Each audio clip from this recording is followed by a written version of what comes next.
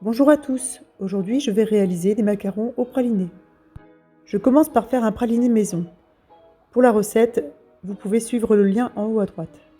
Le praliné peut se préparer longtemps à l'avance car il se conserve très bien. Par rapport à ma recette de praliné, je vais prévoir 30 g de fruits secs supplémentaires. Pour ma ganache montée, je me servirai de 200 g de chocolat blanc, 35 cl de crème liquide et 90 g de praliné. Je mets la moitié de ma crème dans une casserole et je porte à ébullition. Je verse le praliné dedans et je mélange bien jusqu'à ce qu'il soit parfaitement fondu. Je fais fondre mon chocolat blanc, soit au bain-marie, soit au micro-ondes. J'incorpore mon mélange crème pralinée.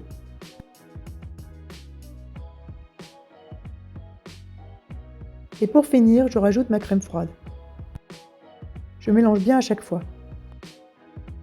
Je verse ma ganache dans le bol du robot, je filme au contact et je laisse reposer au réfrigérateur pendant plusieurs heures. Passons au biscuit. Vous choisirez entre le biscuit fait avec de la meringue italienne et celui fait avec de la meringue française.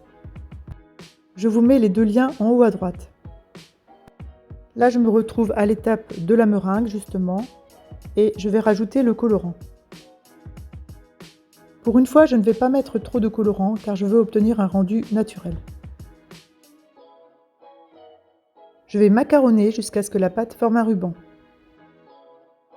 Je n'oublie pas de rajouter les 10 g de blanc d'œuf battu à la fin pour rendre le mélange plus souple et plus brillant.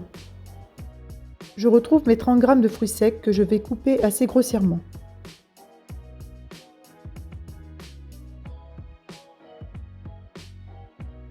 Je vais déposer les fruits secs sur la première partie de mes biscuits. Je ne mettrai rien sur les biscuits qui seront placés en dessous pour leur permettre de reposer à plat. Les fruits secs que j'utilise sur mes macarons sont bruts.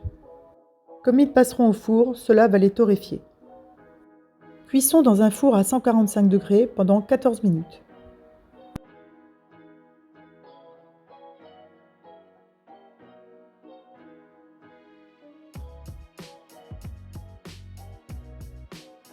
Après complet refroidissement de la plaque, on peut voir que mes macarons sont cuits. Si vous constatez que vos macarons manquent un peu de cuisson, vous pouvez les repasser 1 à 2 minutes au four. Je retrouve ma ganache que je vais battre pour obtenir une ganache montée.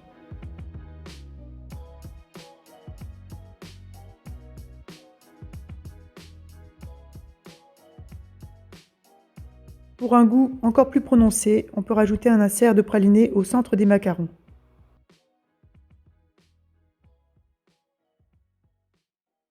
Pour cela, je laisse un peu de place au centre.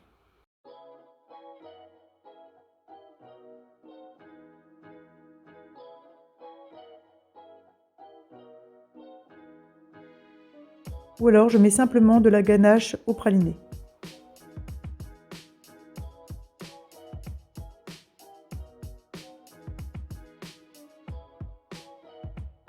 Après une nuit au réfrigérateur, mes macarons seront parfaits.